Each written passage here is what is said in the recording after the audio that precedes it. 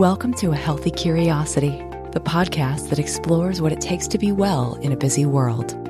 With self-care strategies from Chinese medicine, functional medicine, Ayurveda, neuroscience, and beyond. I'm your host, Brody Welch, a licensed acupuncturist and transformation catalyst, here to support you on your journey of health, happiness, and personal evolution. Welcome to today's show. Coming at you from self-quarantine, week 4. And I have just a couple of announcements before jumping into the interview section of today's show. First off, if you're tuning in real time, I want you to know about an upcoming event that I am taking part in that actually has to do with confidence, also the topic of today's conversation. Confidence is a huge reason why people don't take care of themselves, why we don't speak our truth about something that is no longer working. It's a reason why we might tend to overwork to the point of burning out, or a reason that we aren't going after that thing that our soul has been begging for. Because all of these things take confidence. We need to be confident enough to set boundaries, to ask for what we need, to trust ourselves at a deeper level, apart from just the rational reasons behind something, trusting our intuition, developing confidence that goes deep. And really imagine how much energy you could reclaim if you no longer felt you needed a social mask like people-pleasing or perfectionism. I want each and every one of you to know how amazing and powerful you are and to act from that space in literally every aspect of your life. And that is why I said yes when my friend Courtney Townley invited me to join her and 16 other leading women's health experts for this online event that is called Confident Women Rising. Make your next chapter your best chapter. It's geared for women over 40, but of course anyone can join, and it is free. It starts August 20th and runs through the 24th. It is free while it is happening. And I think actually it's one of those where it's not an overwhelming number of people. And so you could keep up with it in real time, but of course you can always purchase the recordings. And if you do so at my website at brodywelch.com in the show notes to this episode, I will get a little money in exchange for referring you to the event. So just know that is there. I hope you do tune into the event. It's going to be awesome. I really respect Courtney. She's been a mastermind partner of mine as well as a fellow podcaster. She's been on my show. I've been on her show. And there's really something for everybody in this event that's coming up, whether it's financial health, hormonal health, self-compassion, exercise, all sorts of different topics pertaining to confidence. And so I hope you'll join me. Again, mark your calendar, April 20th through 24th, and check out the link in the show notes. And I hope you'll join me. The second thing I wanted to mention is that because we are in this unprecedented time of self-quarantining, my physical clinic is closed, and therefore I have a little bit more time to take on coaching clients. So if this is a time that you have thought about really bridging that gap between what you know you want to be doing to take care of yourself and actually doing it, that I am here for you and I would love to work with you. I honestly don't know how I would be navigating this self-quarantine thing without the foundations that I've built up over the years of meditation and exercise, nourishing myself with food, understanding how to read my nervous system, and having a habitual dialogue with myself.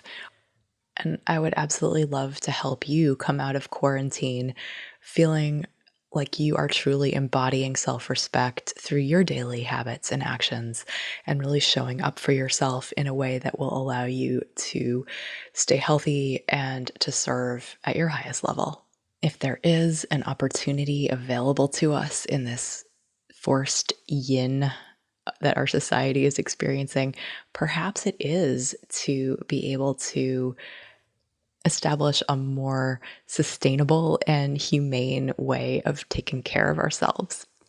I truly hope that is the opportunity for all of us as a society, but also as individuals. So if that sounds like what you want more of, head to brodywelch.com and let's do this.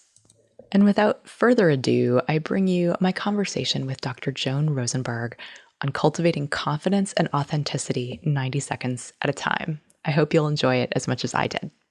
Welcome to today's show.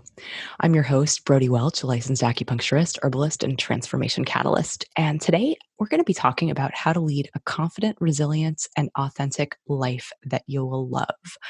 My guest today is Joan Rosenberg, Dr. Joan Rosenberg, who I met a few years back at a conference. And she just struck me as not only an insanely smart person and a cutting edge thinker, but a really kind and wholly unpretentious person.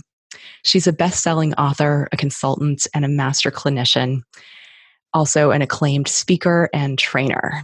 And she has been recognized for thought leadership and influence in the personal development world, featured in documentaries and on CNN, American Morning, on all the major news networks. And she's got a really innovative approach to emotional strength and resilience and how to achieve it. She integrates neuroscience and psychotherapy. She's also an Air Force veteran and a professor of graduate psychology at Pepperdine University in Los Angeles, California. Her latest book, 90 Seconds to a Life You'll Love, How to Master Your Difficult Feelings to Cultivate Lasting Confidence, Resilience, and Authenticity, came out in February 2019. Dr. Joan Rosenberg, welcome to A Healthy Curiosity. Oh, my pleasure. How fun is this? I think it's fun. I'm excited. I am too. And what a sweet intro. Thank you so much. Oh, you're welcome. It's from the heart. There's a lot of people out there who have better marketing departments than they do actual contributions to the world, and it can be difficult, like knowing who you're talking to. And so, it's wonderful to be able to just that your depth of experience just really comes through, even in short interactions. So, I would love to start with a little bit about confidence and where it comes from and what it is.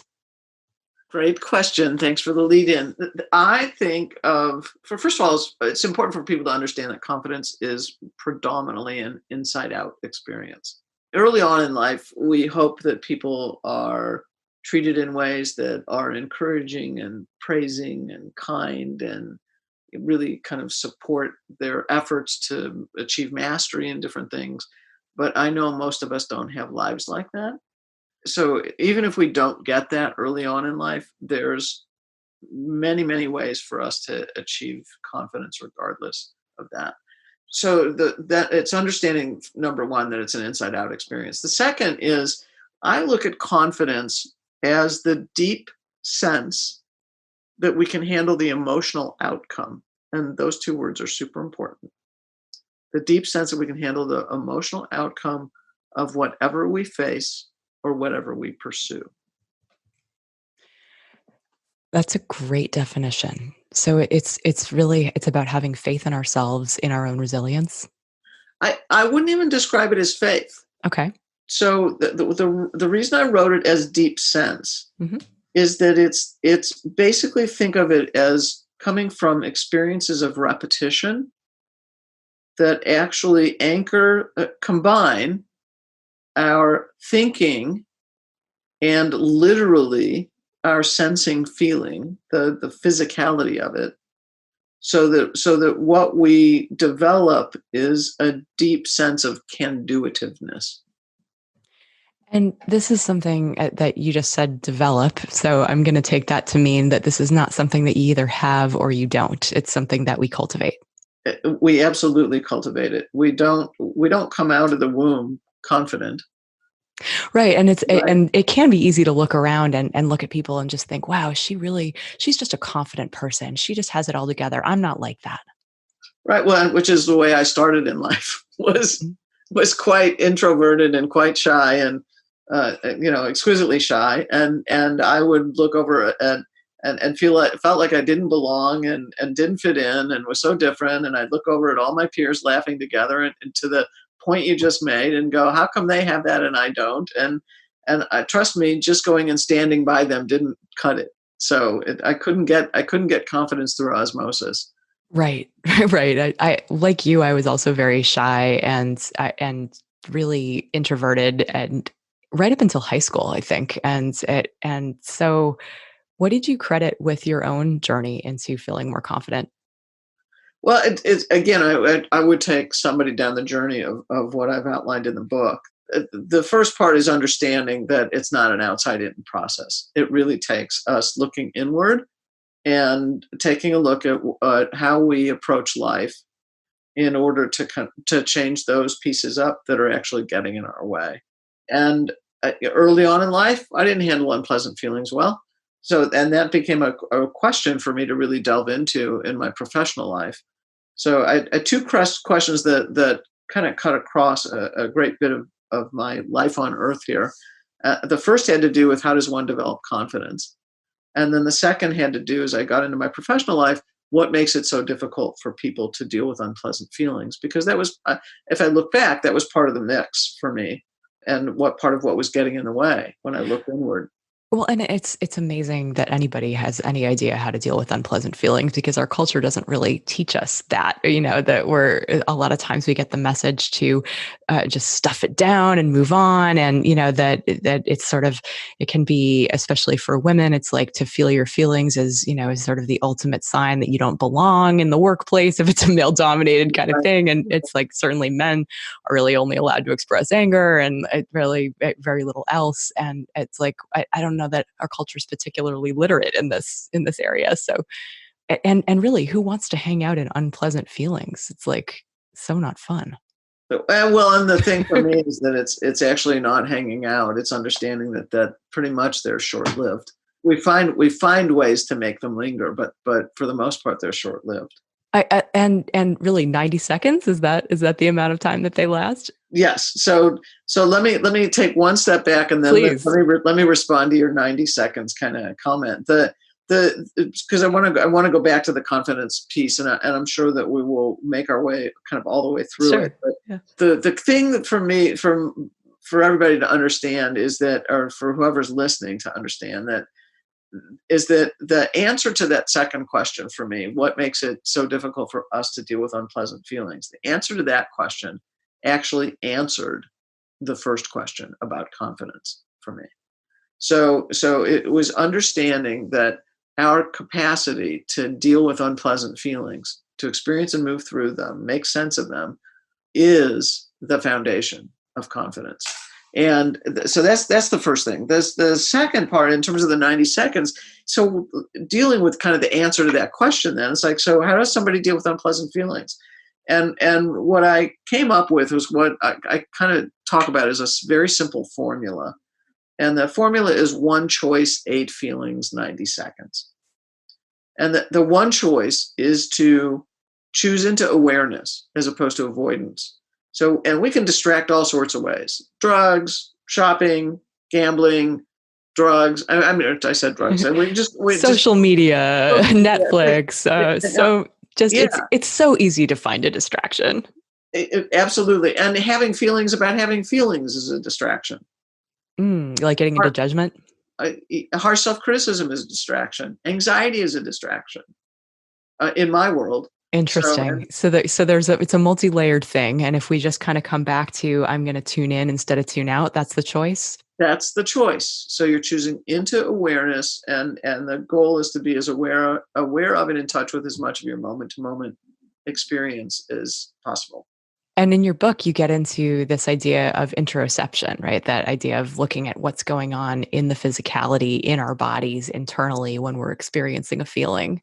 And as a Yes. as a yoga and qigong practitioner and a body worker who wields needles, it's like it's fascinating to me because we do have this idea that if we can just come back to how we feel in the body and allow it to move through us, like that, getting back to the Latin root emovere is to move out, right? And that's what emotions are supposed to do, is to move out of the body. They're chi, like anything else, and chi needs to flow.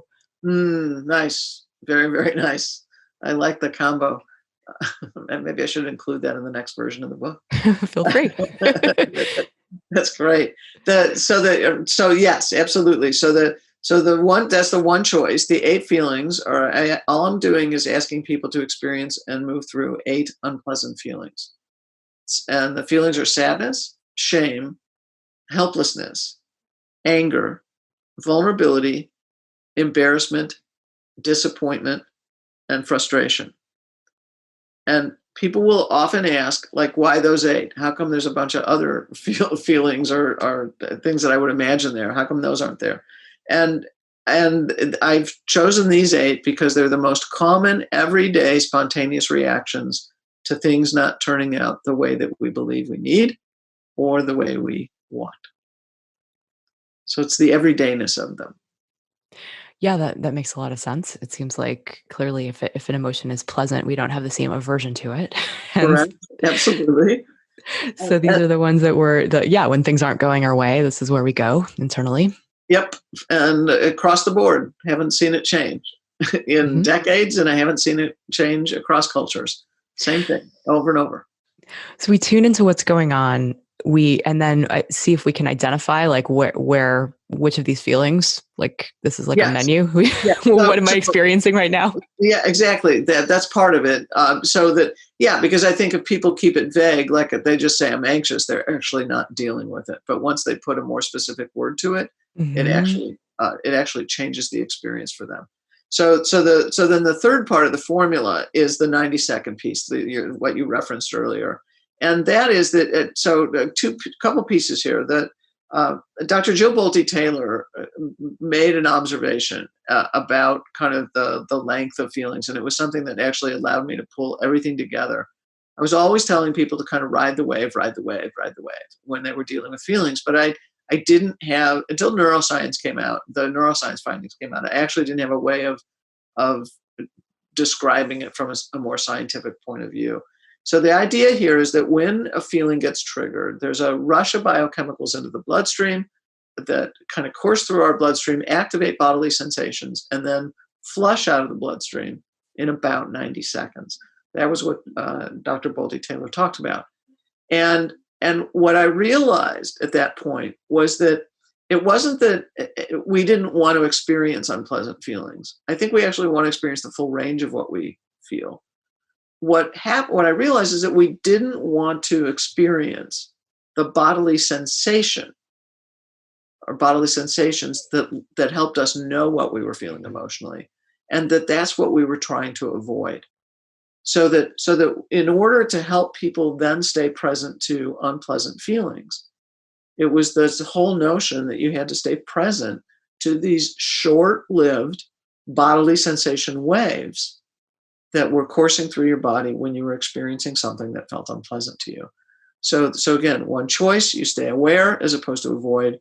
All we're talking about is dealing with 8 unpleasant feelings. And then the third part of it is understanding that in order to stay present, all you have to do is to experience and move through short-lived, one or more short-lived bodily sensation waves to help you stay present to that feeling.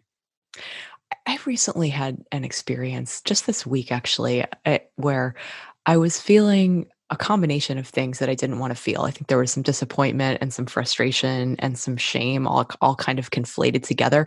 And I like threw myself into cooking things and projects, and I was feeling like crap while doing it, but I was like determined to be hyper productive as a way of redeeming myself. And it wasn't really until I just gave myself permission to really almost forced myself to sit with it and to just name it and let it move through. And it really was a short-lived experience. And I felt like I probably went from like a 3 out of 10 on sort of a positive mood scale to more like an 8. Like I actually felt really good after hanging out with the with the crud for a little while. And it's like I teach my clients this similar things all the time, and it's still hard. And but I was pretty proud of myself for actually going there and like letting myself move through, because it is really easy, especially with to just kind of push past it and get lost in workaholism is one as a form of distraction, Right. Yes. Yeah. or feeling like we need to contribute to other people's lives, and that's somehow less important than just hanging out with ourselves and digesting the emotion. No, to your point, which is great. I'm glad. Yes, the first part of it was the distraction part. The second part was actually staying present to what was going on, so that you were making that choice to be aware as opposed to avoid. And the beauty of it is, and I think the why you went from a 3 to an 8 is because you were more congruent. Yes. and that congruence is being true, literally true to ourselves, becomes an organic, natural response of, I mean, there's an organic, natural response of kind of confidence and congruence when we stay true to ourselves in that way, and that's why it lifts our mood. And Right, and because we're not just trying to like fake it and power through. no, no, not at all. In fact, people, in my world, happiness is actually inner peace. Yes, I love that. I love that contentment, ability to be in a positive way, or like in with a yeah. I would completely agree with that. But how does inner peace come? When we're congruent. Exactly. Exactly. In Chinese medicine, the heart is the emotional center. It's the heart mind.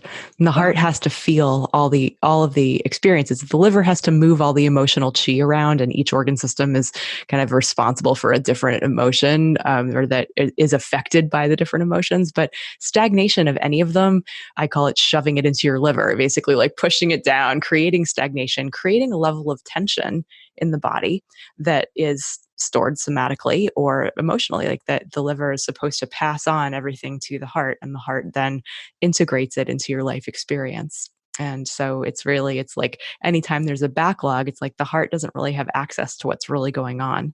Hmm, interesting. Yeah. Yeah, and it's the kind of thing where for people who are really out of touch with their emotions, like just the experience of tuning into their bodies can at like I don't know, this morning in yoga class, and I was in wheel pose, a really big heart opening pose, and started crying, which for years did every single time I found myself in wheel pose. And but yeah, it's just like, okay, some old grief, I'm just gonna let this be here. And it's one of those things where in the sort of toxic positivity space of like, oh, well, you only have to show up with good vibes and a positive attitude and looking on the bright side. It's really like it's really harmful to the healing that happens when we are just allowing the unpleasant stuff to move through and out.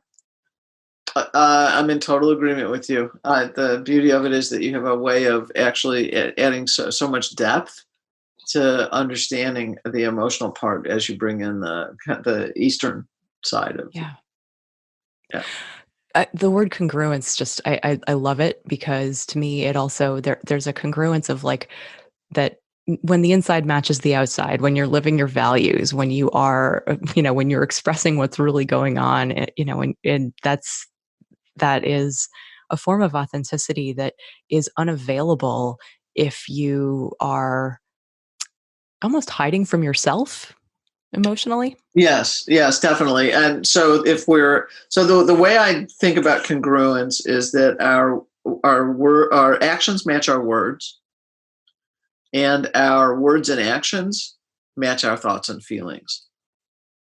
Yep, I love that. So we can't be saying something that's the opposite of what we're actually really feeling, because then we're out of congruence, and that's some of that stuff, or we're not, or we don't say it at all, and some of that is what leads to anxiety. Like, because we know it on some level, and it doesn't feel like a grounded, stable place to stand when there's things that are, when there is that dissonance. Right. In fact, I often break things down into, and then there's two pathways. I reference kind of drawing a diagram in the book, and the diagram doesn't show up anywhere, but the diagram went two directions, and one direction was knowing what you know, which actually leads us down the path of confidence and authenticity and a sense of aliveness and all those other good things, or it was trying not to know what we know. And trying not to know what we know leads us down a path that I call soulful depression, Hmm. ultimately. And so that yeah, so the incongruence comes the moment we try not to know what we know. So if people are aware that they're experiencing something unpleasant Mhm. and they're not very particularly practiced at it, do you have any tips to help them stay and ride that wave? Well, again, the first thing I would say is understand that it's the bodily sensation that helps you know what you're feeling emotionally. That's the thing you want to move, that you're trying to move away from. So so that would be the first thing, is that it's like, okay, then what I can do is, when I start to have whatever reaction to something that's going on in my life, the thing for me to do is to pause and to notice how, what, and where I'm experiencing what I'm experiencing. So if you're then able to, and if you struggle with putting a name on it, I mean, lots of times people will just go kind of good, bad. I'm feeling good or I'm feeling bad. But if you can get more specific, then my shorthand is use the 8 feelings I talk about. Seems like actually having these written down for quick reference somewhere can be really useful in, Yeah. in identifying and figuring it out, because it's like it really is like, what does it feel closest to off of this Right. list? Right. And then it would be to stay present to it and go, all right, what is this? What does my reaction seem connected to? And to see if you can link the reaction to your emotional reaction to whatever just took place, and then there's more to do it from just do with it from there. But those would be starting things that people could do. Awesome. And so it seems important to reiterate what the payoff is here. Hmm. Because it's like it might feel kind of theoretical to say that, oh well, you'll just be more congruent and you'll be more confident. And clearly, that seems like that's a pretty big carrot, I would say. But when we think about all the things that all the pain that comes with trying to distract, like overeating, over drinking, the over shopping, it's like it becomes expensive and exhausting, and we potentially does harm to our bodies that we'd rather not necessarily have to live through. But like, just what are the benefits here? The benefit is inner peace. The benefit is Yeah, happiness. The yeah. benefit is feeling connected to yourself. It's feeling comfortable in your own skin. The benefit is because you have a better connection with yourself. You have better connection with other people. It's also that you feel a greater sense of aliveness. I think you live from a place of greater curiosity and wonderment, as opposed to anxious and constricted. So it leads to an expansive life that feels way more fulfilled. And so I mean, the upside, I just don't, there's countless upsides to it, and that's going taking you down the path of confidence as well. Thanks for making that just crystal clear, because I'm pretty sure that everyone listening to the show wants at least some piece of that Yeah, picture that you absolutely. just painted.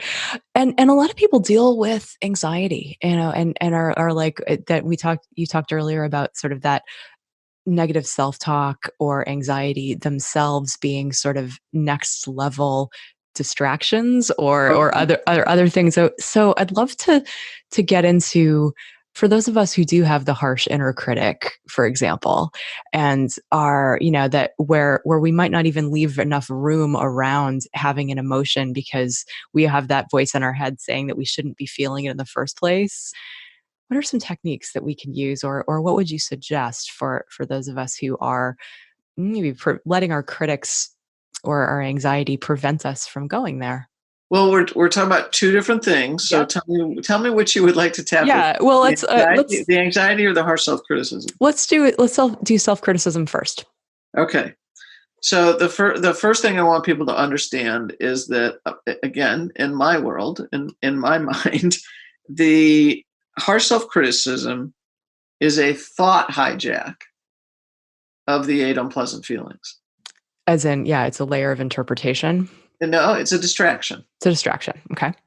So harsh self criticism is a way for you to avoid unpleasant feelings.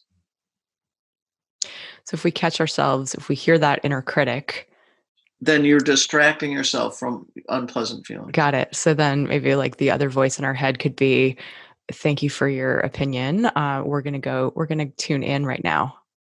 We're going to Yeah, get well, yeah, curious. I would probably think of the fact that you've become aware of your harsh self criticism as a signal that like a railroad signal, that you're headed in the wrong direction, and that Mm-hmm. you're basically trying to be in charge of the unpleasant feeling, because now you're creating it. and instead use it as a signal that you need to kind of go in reverse and go, all right, what unpleasant feeling or what unpleasant thing am I trying to what is it that feels hard to think about, to know, or to bear? Great. So in that way, we can almost we can use that as a road sign to help us steer differently. Absolutely, absolutely. But the thing that I actually want to make super clear is that harsh self criticism is not a one-to-one relationship to feeling bad. Unpleasant feelings is kind of a one-to-one relationship. We feel it and we're kind of done with it. Mhm. There's no ill effects from it. There's no harm done. But when somebody engages in harsh self-criticism, it exponentially, and I don't even know what the numbers are on this one, but it exponentially causes damage. That does not surprise me And because then it's like you're living with an inner abuser, right? Like somebody who's tearing you down, as opposed to, which goes on a lot longer than the natural life cycle of a feeling. exactly, exactly. So when I'm working with somebody, one of the first things I make an effort to help them do is to drop the harsh self criticism. That's it's prominent as a first thing to have happen, and because of the level of damage it causes. Yes. Yes. And do you that my path to making or to to taking deconstructing that inner critic is the mindful self-compassion work that's out there. I'm curious, like, do you have a favorite approach? You know what? I mean, one can do that to use. It's kind of Kristin Neff's work. Yeah, exactly. Excuse me, of being more self compassionate, being gentler. It's like, hey, everybody goes through this, or there's lots of different ways to approach that. But mine mostly is using the one can do it totally fine. My approach is much more centered on just understanding that it's a distraction. Got it. So you just, yeah, you don't necessarily even need to engage with it other than to say, like, okay, road sign that I'm not wanting to experience one of the 8 feelings. Right, right. Okay, got it. Got it. Well, let's pivot to anxiety. So if people are, I certainly know what it's like to feel anxious, and it certainly feels like a feeling in and of itself. And it is. It Hmm. is. I'm not going to take that away from people, Yeah, as I take it away from people. go so, ahead, take it away from us. I'm sure, I'm sure we would like it gone.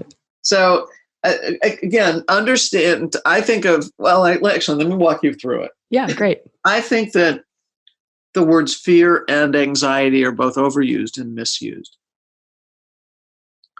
and that we use those words when actually we're feeling something else. So let me kind of walk us down the sequence. Okay. Fear, from generally speaking, fear is danger in the moment right now. So that's kind of the way psychology looks at it. Hmm. It's experiencing danger in the moment right now. So that's that biological, like, I might die, I need to get out of here. Fight, flight. Yeah. Yes. Hmm. Yep. Exactly. And most of us, when we use the word fear, are actually not in that state. Where are we? Well, I mean, I fear of public speaking. Hmm. Most of us are not in a situation where there's a tiger chasing after us, or we're not in Exactly. particular danger in that moment. Right. So it's not whatever we are scared of is not actually threatening our survival, but it might be threatening our egos. Could be, yeah, that's a better way to look at it. So I would rather people not use the word fear and activate a state of fear within Hmm. themselves if they're actually not in a situation where they're not in danger in the moment right now. So let's drop the word fear in situations where you're actually not in danger. Are there some substitutes? Well, the most logical next one is anxiety, feeling Anxiety, anxious or right? anxiety. And anxiety, from psychology standpoint, is diffuse apprehension of the future, kind of anticipating a negative event and then a negative emotional outcome to that negative event. And again, while that's actually much more appropriate, if I were to ask 10 people what anxiety meant to them, I'd probably get 10 different answers. Yes. So anxiety is too vague. So when somebody tells me that they're anxious, I actually haven't a clue what they mean. Exactly, right?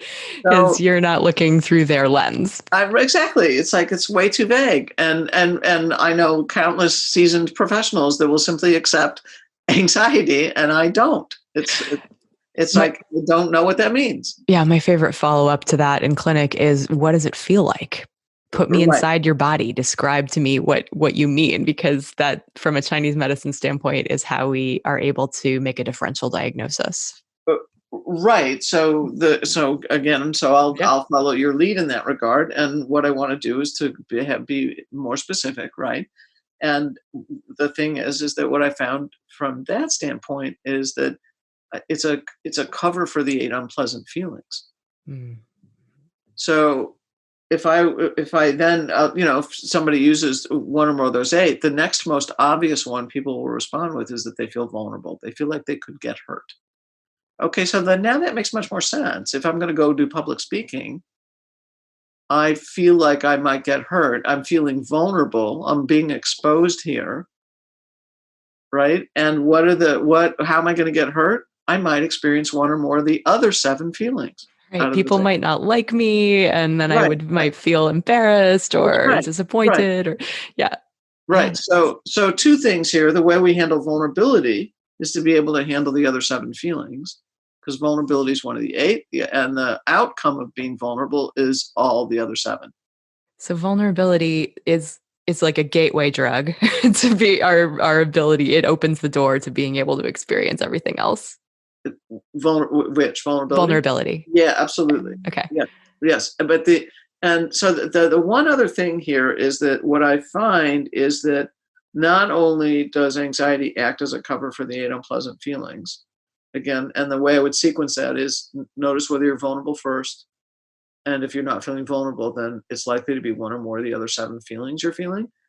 And then the other is to understand that many times when people are feeling something, either they're trying not to feel it, or they're feeling it and they're trying not to express it. So that the other way to look at anxiety is that it's unexperienced and unexpressed feeling. That makes a lot of sense. So it's trapped. Yes. And so where does it go? It gets described as anxiety Yeah. because it's not being expressed. It's not being experienced, and or it's not being experienced nor expressed. Yeah, which can obviously show up in a lot of different ways, and it ends with a variety of other physical side effects, right? From digestive issues to insomnia to just that adrenal fatigue. These ways that it can take its toll on the body, which are can be far more exhausting than than being willing to get vulnerable and go deeper. Absolutely. Absolutely. So I love that you've given us a framework for moving through that which is unpleasant, and being able to therefore be more real with ourselves, and therefore have access to being more authentic with other people, and that allows us to connect in a deeper way, and strengthens our connections. For people who might be new at this, Mhm. any tips on how to help people be more self-expressive? And speak up more. Yeah. Mhm. Well, again, for me, if experiencing and moving through the eight unpleasant feelings wasn't the foundation of my work, then speaking up would be. But what dawned on me around why people have a hard time speaking up is because speaking is understanding that difficulty speaking up is not a speaking problem. It's a confidence problem? No, No? difficulty speaking up is a difficulty with unpleasant feeling problem. At its core. At Yes. That, core. yeah, I could see that. Could So see that. so bear with me here. Yeah. The if if I don't handle the discomfort of my own emotional discomfort, think 8 unpleasant feelings, Mm-hmm. then I'll never want to talk. If I have to have a conversation, and it's a conversation, whether it's unpleasant, having to deal with a conflict and say, I'm disappointed or I'm angry about something, or it's a request like I'd like a promotion and more money, or it's a loving thing like, you know what, I really like you and I'd love to spend more time with you. So it's across the whole gamut of experience. The key here is that not only do we have to tolerate, if you will, or handle the discomfort of our own emotional discomfort, to have that any other one of those conversations, we have to handle the discomfort of, again, our emotional discomfort and the discomfort of someone else's emotional discomfort simultaneously.